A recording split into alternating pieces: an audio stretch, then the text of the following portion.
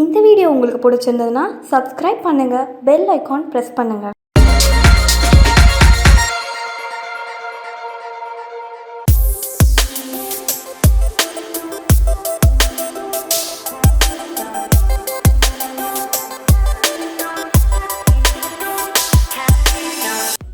வணக்கம் நேயர்களே, இன்னைக்கு நான் உங்களுக்கு சோயா பீன்ஸ் பிரியாணி செஞ்சு காட்ட போறேங்க. அதுக்கு என்னென்ன தேவையான பொருட்கள் பார்க்கலாம் வாங்க. இஞ்சி, பூண்டு, கிராம்பு, பட்டை இது போட்டு அரைச்சி வச்சிருக்கிறேங்க.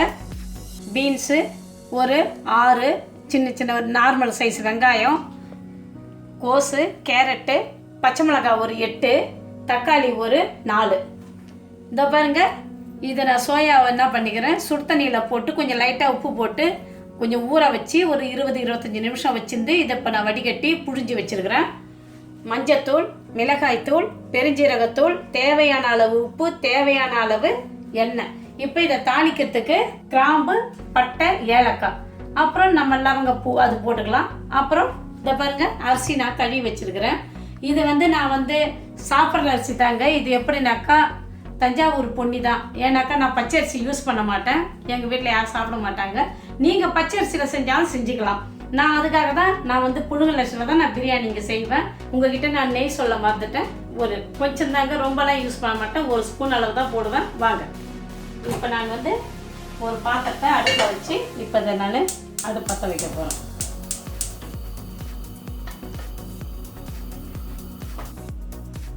இப்போ ஏனம் காஞ்சிடுச்சு. இப்போ நான் கொஞ்சம் எண்ணெய் அதில் கொஞ்சம் ஊற்றுறேன். இந்த பாருங்க, அது கூட ஒரு ஸ்பூன் நெய்யும் நான் அதில் சேர்த்துக்கிறேன்.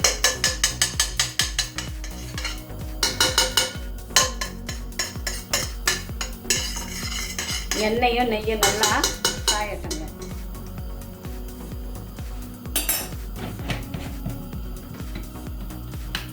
இப்போ பாருங்க, இதில் 2-3 ஏலக்காய் போட்டுக்கிட்டேன்.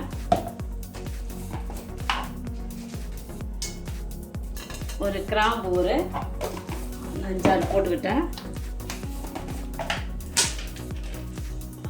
அப்புறம் பட்டை போட்டுக்கிட்டேங்க.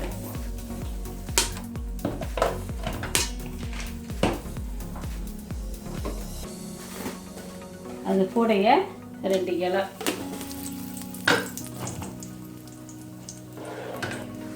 இப்போ நான் என்ன செய்கிறேன், இந்த வெங்காயத்தை அது கூட சேர்க்குறேன்.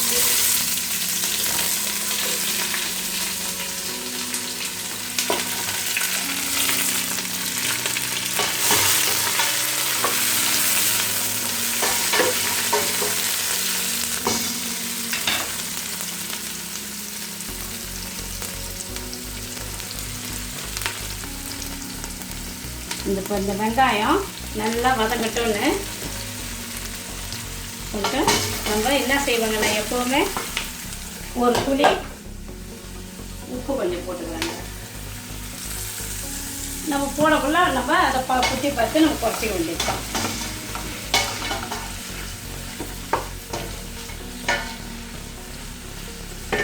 இப்போ வெங்காயம் நல்லா வதங்கிடுச்சிங்க. இந்த டைமில் இந்த இஞ்சி, பூண்டு, கிராம்பு, பட்டை இதை போட்டு அரைச்சி வச்சுக்கிறேன். அதை எடுத்து இதில் ஊற்றிக்கிறேன்.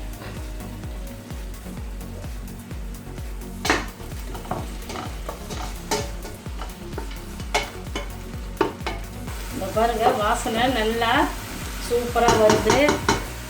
இது கூட கொஞ்சம் இதை வதங்கட்டோன்னு விட்டாச்சு. இந்த சமயத்தில் நம்ம என்ன செய்கிறோம், பீன்ஸு போடுறோங்க. பீன்ஸு, கோஸு, பச்சை மிளகாய், கேரட் இதெல்லாம் போட்டு நம்ம நல்லா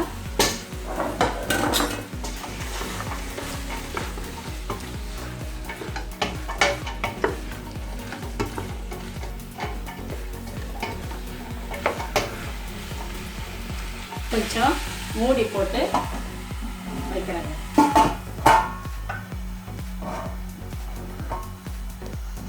இதை பாருங்க, இவ்வளோ நல்லா வதங்கிடுச்சு.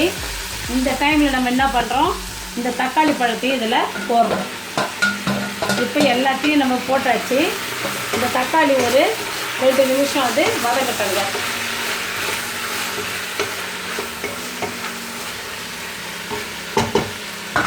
கொஞ்ச நேரம் ஒரு 2 நிமிஷம் இருக்கட்டும், ஒரு 2 செகண்ட் இருக்கட்டும். நம்ம அதுக்குள்ளார அது வதங்கிடும். அப்புறமேல நம்ம அந்த சோயாவை நம்ம அதில் சேர்க்கலாம். இப்போ பாருங்கள், நல்லா தக்காளியும் நல்லா வதங்கிடுச்சு. இந்த நேரத்தில் நம்ம என்ன செய்கிறோம், இதை நம்ம சுடு தண்ணியில் போட்டு 20 நிமிஷம் ஊற வச்சு எடுத்துருக்குறாங்க. இப்போ இதை வந்து நம்ம இதோட கலக்கிறோம்.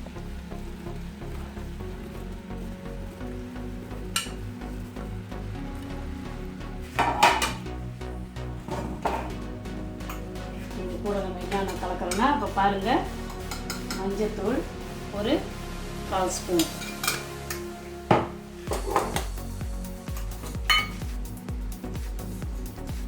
மிளகாய்த்தூள் ஒரு 2 ஸ்பூனோட கொஞ்சம் கம்மியாங்க, ரொம்பலாம் இல்லை. ஏன்னா மிளகா வெறும் பச்சை மிளகாய் போட்டுக்கிறேன், அதனால் இதை கொஞ்சம் பார்த்து போட்டுக்குங்க. இப்போ பெருஞ்சீரகத்தூள் 1 ஸ்பூன். இப்போ தேவையான அளவு நான் வந்து உப்பு கொஞ்சம் அதை சேர்த்துக்கிறேன். ஆனால் குத்தி பார்த்து போடுங்க, எனக்கு கொஞ்சம் அளவு தெரியும், அதனால் நான் அப்படி போடுறேன். நீங்களும் அப்படி போட்டுட்டு அம்மா நீங்கள் சொன்னீங்களே நாங்கள் அப்படி போட்டுன்னு சொல்லாதீங்க, வாயில் குத்தி பார்த்து போடுங்க. இப்போ இந்த புதினாவையும் இது கூட, புதினா எப்போ போட்டாலும் இப்படி கிள்ளி போடுங்க, அதோடைய வாசம் தனியாக வரும். இப்போ எல்லாத்தையும் போட்டாச்சு நான். இப்போ இதை ஒரு நிமிஷம் இருக்கட்டுங்க, எல்லாம் இது கூட கலவை ஆகட்டும்.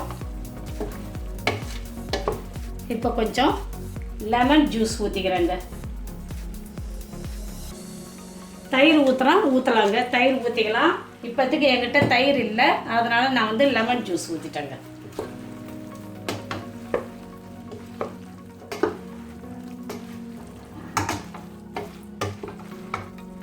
இது ஒரு அவசரத்துக்கு செய்கிற ஒரு பிரியாணி தாங்க. கறினா கொஞ்சம் நேரம் ஆகும், வரும். இது வந்து நம்ம உப்பெல்லாம் கரெக்டாக இருக்குதுங்க. நீங்கள் அதை மாதிரி வாயில் கொஞ்சம் வச்சு பார்த்துட்டு போடுங்க. இப்போ நான் மறுபடியும் இதை 1 நிமிஷம் மூடி வைக்கிறேங்க.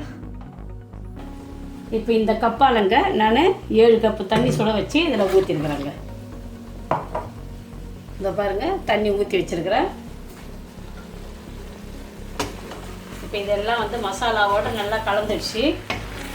நான் எதுவுமே வந்து ரெடிமேடு மசாலா எதுவுமே நான் யூஸ் பண்ண மாட்டேங்க. எல்லாமே வீட்டில் இருக்கிற மிளகாய்த்தூள், மஞ்சத்தூள், பெருஞ்சீரகத்தூள், கரம் மசாலா எல்லாமே நான் ஃப்ரெஷ்ஷாகவே நான் போட்டுடுவேன். எதுவுமே கடையில் வாங்குறது கிடையாது. இப்போ பாருங்கள், இந்த தண்ணியை நான் இதில் வந்து ஊற்றுறேன்.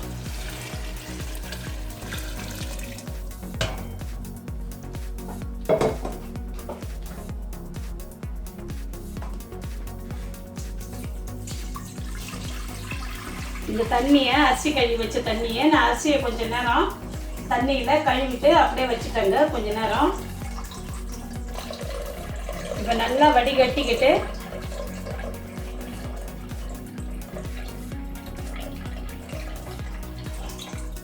இப்போ இது நல்லா வடிகட்டிக்கிட்டேன். இப்போ இதை வந்து நான் இதில் இது ஒரு 4-5 பேர் சாப்பிட்லாங்க. 4-5 பேர் 6 பேர் அளவுக்கு சாப்பிட்ற மாதிரி தான் நான் வடிக்கிறேன்.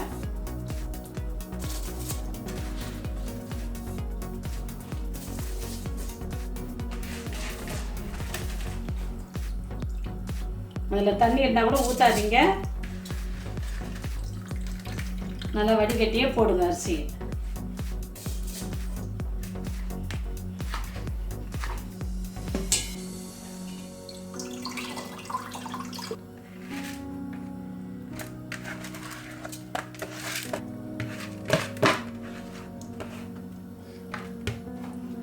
பாருங்கள், இதெல்லாம் போட்டாச்சு. இப்போ நம்ம இதை வந்து மூடியை போட்டு வேக வைக்க வேண்டியதாங்க. ஓரளவு எல்லாம் கொதி வந்த பிறகு நம்ம தம்மில் போட வேண்டியதாங்க. தம்முனா வேறு எதுவும் வைக்க மாட்டோம், பாயில்டு பேப்பர் போட்டு மூடிடுவேன், அவ்வளோதான். இப்போ இதுக்கு நான் தேவையான அளவு உப்பை சேர்த்துக்க போகிறேங்க. நீங்கள் பார்த்து போட்டுக்குங்க, நான் குத்தி பார்த்து தான் போடுவேன்.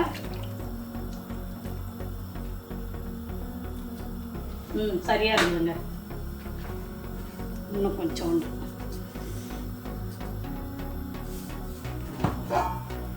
இப்போ நான் மூடி போட்டு வச்சிடுறேங்க.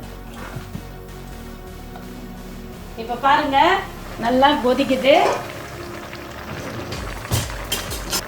இப்போ நான் வந்து வேற கரண்டி போட்டுக்கிறேங்க, ஏன்னா அதெல்லாம் கிண்டுறது கொஞ்சம் கஷ்டம்.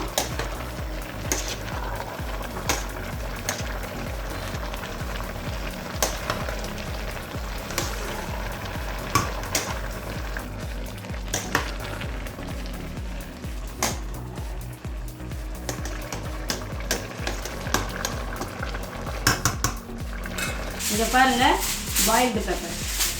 இந்த பேப்பரை வச்சு நான்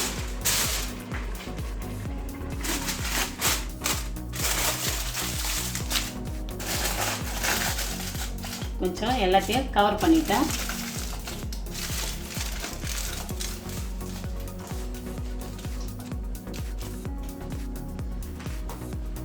கொஞ்சம் தீயை கொஞ்சம் நம்ம கொஞ்சம் குறைச்சி வச்சிட வேண்டியதாங்க. இப்போ இது தம்முலேயே அப்படியே இருக்கட்டும்னு நம்ம ஒரு 2-3 நிமிஷம் அப்படியே இருக்கட்டும்ங்க.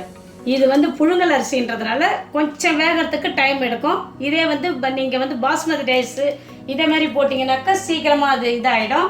இது கொஞ்சம் டைம் எடுக்கும், நின்று வேகும், ஆனால் சாதம் உடையாது. உங்களுக்கு நான் செஞ்சு காட்டுறேன் பாருங்கள், உங்களுக்கு ரொம்ப பிடிக்கும்.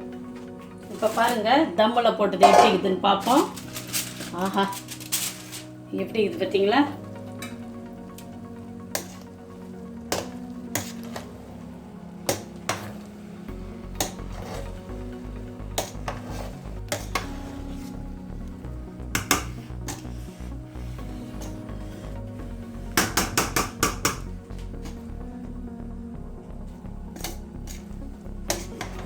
இன்னும் செத்த தம்மில் இருந்துச்சுனாங்க சாதம் நல்லா பளபளன்னு வந்துடும். இதை பாருங்கள் சாதம்லாம் உடையாமல் இருக்குது பாருங்கள்.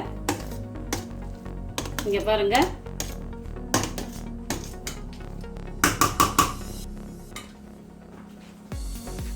இப்போ கொஞ்ச நேரம் நம்ம இதை தம்மில் போட்டுருவோம்.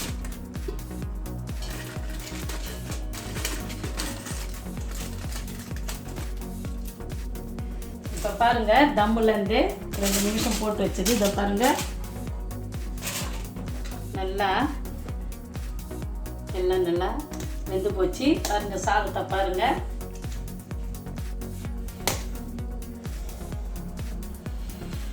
உடையாமல் இருக்குது பாருங்கள் சாதம்.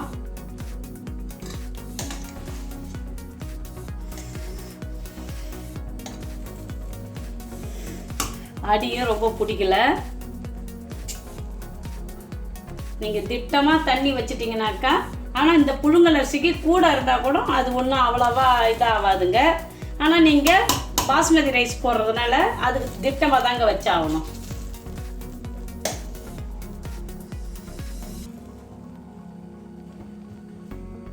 சோயா பீஸ் புலாவு ரெடி ஆயிடுச்சுங்க. அதுதான் பிரியாணிங்க.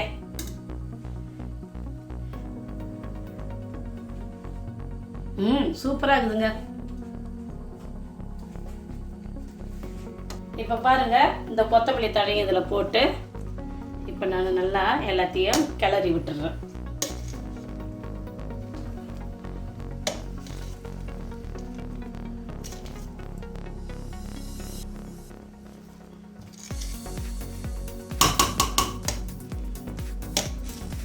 இது பாருங்க நான் எதுக்கு இது பிரியாணி இதில் நான் செய்யறதுன்னா சாதம் உடையாமல் வரும். எங்களுக்கு வந்து அந்த பச்சரிசி எங்களுக்கு சரி வரலைங்க, அதனால நாங்கள் வந்து பொன்னி ரைஸில் தாங்க செஞ்சிடறேன். ஆனால் முழு சாதத்தில் செய்யுங்க. சீரக சம்பான்னு ஒரு அரிசி விற்குங்க, அதில் வாங்கி செய்யுங்க. பிரியாணி இந்த மாதிரி உடையாமல் வரும்.